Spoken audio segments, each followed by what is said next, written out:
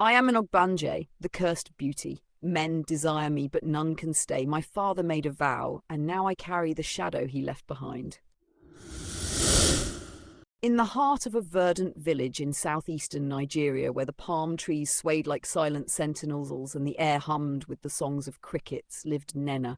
She was a vision of splendor, her skin a warm ebony that seemed to absorb the sunlight, her hair a cascade of thick, coiled strands that danced in the breeze, and her yellow dress, a garment stitched with threads that shimmered like gold, hugged her form with an ethereal grace. The village elders often spoke of her beauty as a gift from the gods, yet beneath the admiration lurked a shadow of unease. At 25, Nnenna remained unwed, a mystery that fueled whispers among the thatched roofs and market stalls. Her story began long before she understood its weight. Nnenna was the only child of Chukwuma, a respected farmer, and Adaeze, a woman known for her gentle hands and sharp wit. The family thrived, their yam barns overflowing, their compound a beacon of prosperity. But prosperity, the elders warned, often came with a price. Chukwuma was a man of secrets, his nights spent not only tending crops but whispering to the spirits of the forest. One rainy season, when the rivers swelled and hunger threatened, he ventured deep into the sacred grove where the air thickened with the presence of unseen beings. There he struck a bargain with a forest spirit, a vow to offer a child's spirit in exchange for abundance. The spirit, its voice like rustling leaves, accepted, and the rains ceased, the harvest flourished. Nnenna was born 9 months later, her cries piercing the night like a call from the other world. Her grandmother, Nneka, a seer with eyes that saw beyond the veil, cradled her and murmured, "This one carries a shadow." As Nnenna grew, the signs appeared. She fell ill with fevers that defied herbal cures. Her laughter sometimes echoed with an eerie harmony, and the village children avoided her, claiming they saw a second figure trailing her steps. The elders called it the mark of an Ogbanje, a spirit child bound to return to the spirit world, bringing sorrow to those who loved her. Years passed, and Chukwuma's guilt grew. He built Nnenna a small house on the village outskirts, a place where he could watch over her, claiming it was for her safety. But the villagers noticed his frequent visits, his voice low and urgent behind closed doors. Adaeze, sensing a rift, confronted him, but Chukwuma silenced her with tales of protection rituals. The truth, however, was a burden he carried alone. The spirit's pact loomed, and he feared Nnenna's destiny was tied to it. When Nnenna turned 15, the village celebrated her coming of age with a grand festival. Dancers twirled in colourful attire, and drummers beat rhythms that shook the earth. Yet that night, a strange stillness fell over her new house. Chukwuma visited, his face etched with desperation. He spoke of the pact, of how the spirit demanded its due. In a moment of madness or devotion, Nnenna never fully understood, he performed a ritual, marking her with a symbol carved into a wooden amulet he placed around her neck. The amulet burned against her skin, and she felt a presence enter her, a child's laughter mingling with her own. From that night, her beauty intensified, but so did the curse.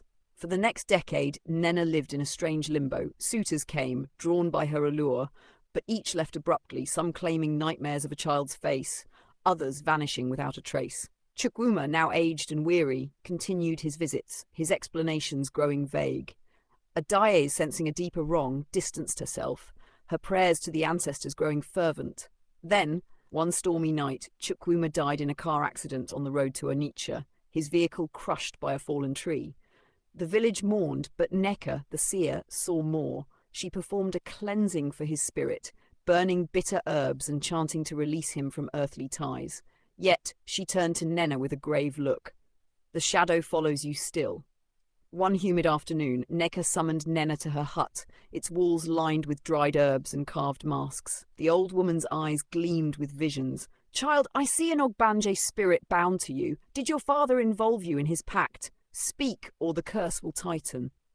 Nnenna's throat closed. She remembered the amulet, the rituals, the way her father's voice had trembled with fear and love. But she stayed silent, the weight of his secret too heavy to voice. The curse deepened. Men who took her number blocked her without explanation. Friends drifted away, citing strange dreams. Nnenna's beauty became a prison, her yellow dress a symbol of a beauty that repelled rather than invited. Desperate, she sought a dibia named Okonkwo, a man with scars from spirit battles etched into his arms. He listened to her tale, his fingers tracing the air as if reading invisible signs. The Ogbanje holds you because of your father's vow, he said, but it can be broken with truth and sacrifice. Okonkwo devised a plan. They would journey to the sacred grove at midnight, where the spirit first claimed its pact. Nnenna prepared, her heart a tumult of fear and resolve. Adais, though reluctant, joined, carrying a basket of offerings, yam, palm wine, and a white cock. The trio set out under a moonless sky, the forest alive with rustling leaves and distant howls. At the grove, Okonkwo lit a fire, its flames casting dancing shadows. He chanted, calling the spirit forth. A figure emerged, a child with Nnenna's eyes, its form translucent yet solid. "You are mine," it whispered, its voice echoing with Chukwuma's. Nnenna trembled but stepped forward. "Release me," she pleaded. "I did not choose this." The spirit laughed, a sound that chilled the air. The pact must be honoured or broken with truth. Nnenna's mind raced. The truth was her father's burden, but she carried its mark. She turned to Adais, tears streaming. "Mother, father made a vow to a spirit for our wealth. He marked me with it." Adais gasped, her hands covering her mouth. Okonkwo nodded. "Speak it to the village, and the spirit will judge." The next dawn, Nnenna stood before the village square, her yellow dress billowing as she recounted the pact, the amulet, the rituals. Gasps rose, then silence. The elders deliberated, offering prayers to the ancestors. That night, the child spirit appeared again, its form wavering. "The truth is spoken," it said. "The pact is broken."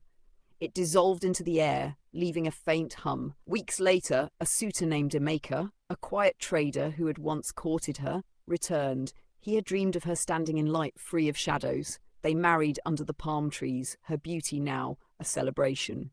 Nnenna wore her yellow dress, no longer cursed, but a symbol of her triumph. The village sang of the cursed beauty who broke the Ogbanje's hold, her story a legend of resilience and redemption.